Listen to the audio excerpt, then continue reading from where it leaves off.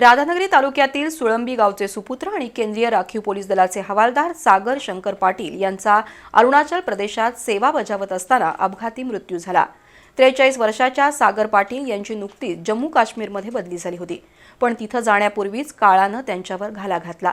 या घटनेमुळे संपूर्ण सुळंबी गावावर शोककळा पसरली आहे। शनिवारी सागर पाटील यांच्या पार्थिवावर शासकीय इतमामात अंत्यसंस्कार करण्यात येणार आहेत।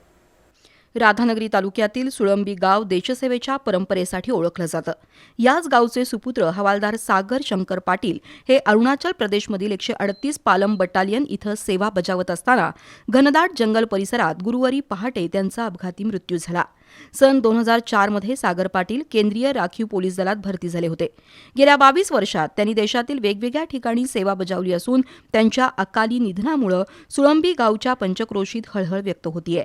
सागर यांचं प्राथमिक शिक्षण गावातील जिल्हा परिषदेच्या शाळेत झालं होतं, तर माध्यमिक शिक्षण सोळांकूर हायस्कूलमध्ये झालं।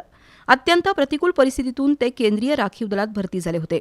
सागर पाटील यांचं पार्थिव पालम इथून गुवाहाटी आणि तिथून पुण्याहून सुळंबी गावात शनिवारी आणलं जाईल। त्यानंतर शासकीय इतमामात अंत्यसंस्कार केले जातील।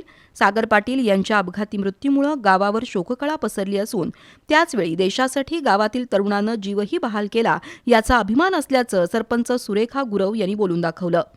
आज माझ्या गावातील म्हणजे लहान गाव असून सुद्धा माझ्या गावातील स्पर्धा परीक्षेत आणि केंद्रीय शासकीय क्षेत्रात बरीचशी मुलं आपले जागा म्हणजे आपली जागा हे सिद्ध करत आहेत आणि मला आज अभिमान वाटतो की आज मी सरपंच म्हणून मी तुम्हाला इथं सांगू इच्छिते की माझ्या गावातील सागर शंकर पाटील हे अतिशय प्रतिकूल परिस्थितीत सुद्धा त्यांनी आपलं हे यश संपादन केलं आणि 22 वर्ष त्यांनी आपली सेवा बजावत असताना देश सेवा करत असताना ते शहीद झालेले आहेत। शहीद सागर पाटील यांच्या पश्चात वडील, पत्नी, 2 मुली, भाऊ, बहीण असा परिवार आहे। दरम्यान शनिवारी होणाऱ्या अंत्ययात्रेसाठी गावातील तरुण मंडळी आणि ग्रामस्थांनी तयारी सुरू केली आहे।